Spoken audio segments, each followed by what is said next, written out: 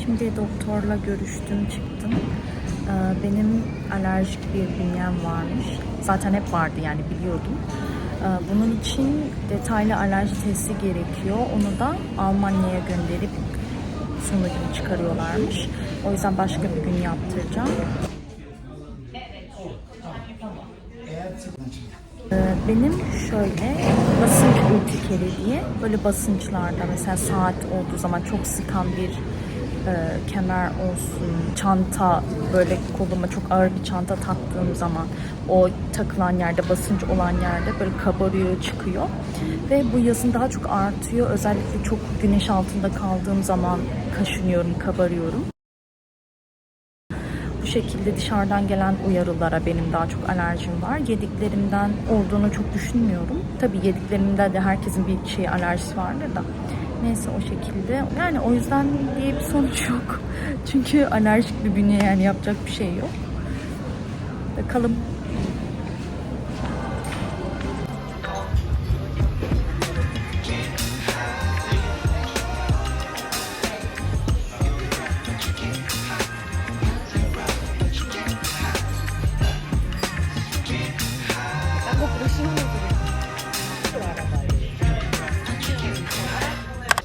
Bugün böyle hastaneye gidiyorum.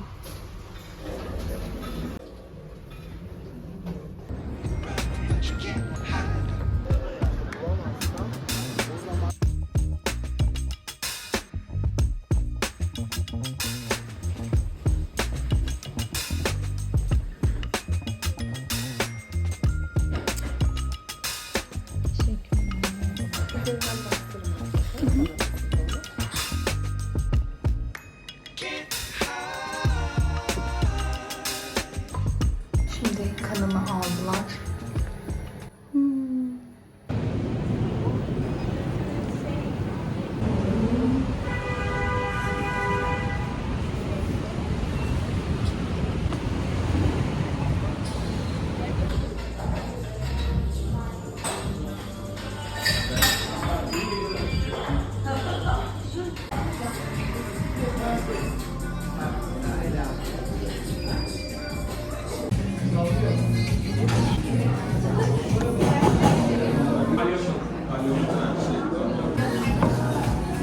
Teşekkür ederim.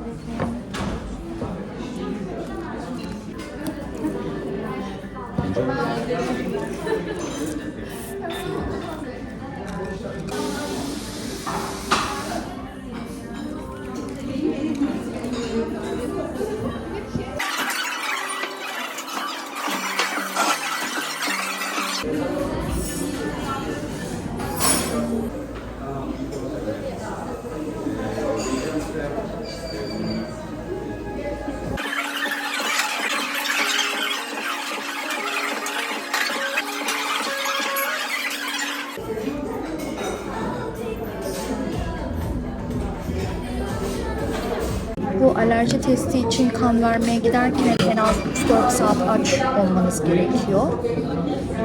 Gidiyorsunuz, kan veriyorsunuz. Sonra onu laboratuvarda çalışıyorlar. Sonra sonucunu söylüyorlar. Test sonucum geldi arkadaşlar. Maille gönderdiler bana. Bu şekilde. Immune Pro böyle geliyor. Kore'de check-up yaptığımızda oradaki alerji testinde daha detaylı bir test gerekiyor dediler. Bu yüzden ben Türkiye'ye gelip buradaki bir alerji testini yaptırdım. Ciddi olunca mesela böyle kolyenin olduğu yer bile kızarıyor bu şekilde. Bu şey basınç nasıl denir? Ürtiker deniyor. Bende ürtiker var. Ve yani ürtiker var ama bunu tetikleyenlerin ne olduğunu öğrenmek için gittim ve gitmişken de testi yaptırdım. Çok detaylı bir test.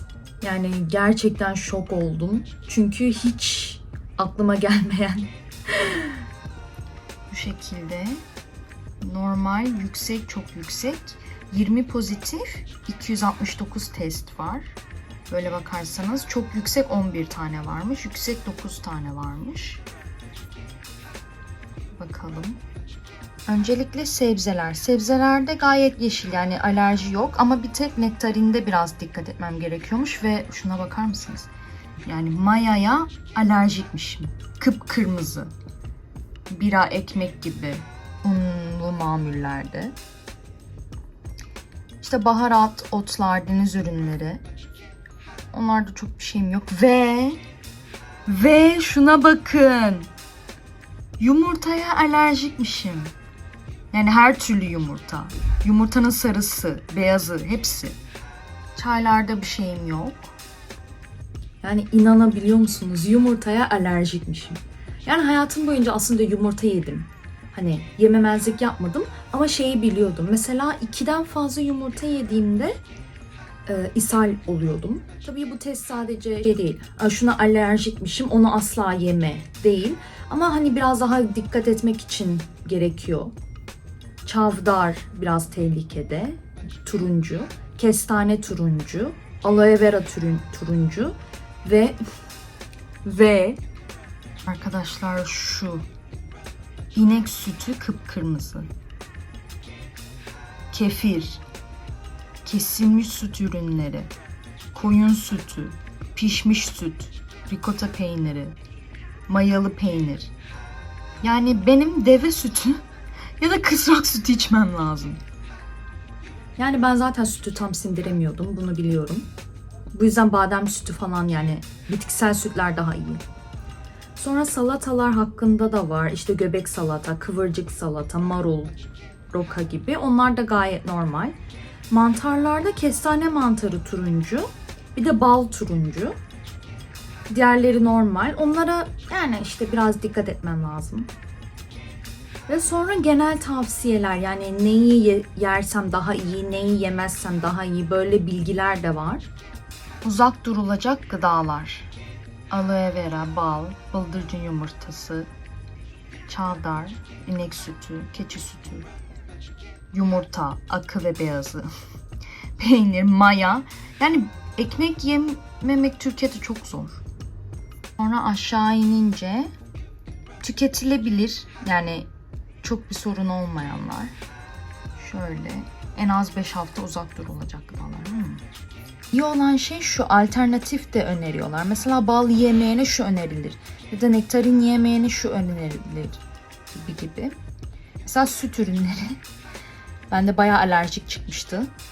Burada inek sütü için alternatif öneriyorlar. Yulaf sütü, işte çam fıstığı sütü, badem sütü, soya sütü gibi.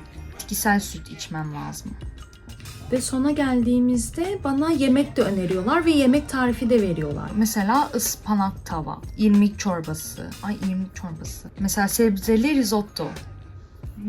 Bunu deneyebilirim. Fırında tofu. Tofu da çok severim. Yani bence burada alerjen çıkan şeyleri asla yemeyin. Böyle bir şey değil. Ama en azından dikkat etmek ya da aralıklı yemek daha iyi ya da çok tüketmemek. Yemek yemeden kimse yaşayamaz. Ve hangi yemeğin, hangi ürünün bana iyi gelip gelmediğini bilmek bence çok önemli. Çünkü o şekilde daha sağlıklı yaşlanabiliriz. Siz de eğer hangi yemeğin size iyi gelip gelmediğini, hangilerine alerjen olup olmadığınızı merak ediyorsanız bence bu testi yaptırın. Çünkü bir defa yaptırıyorsunuz ve ömür boyu kullanıyorsunuz. Bence gayet iyi. Bugün video buraya kadar. İzlediğiniz için teşekkür ederim. Görüşmek üzere.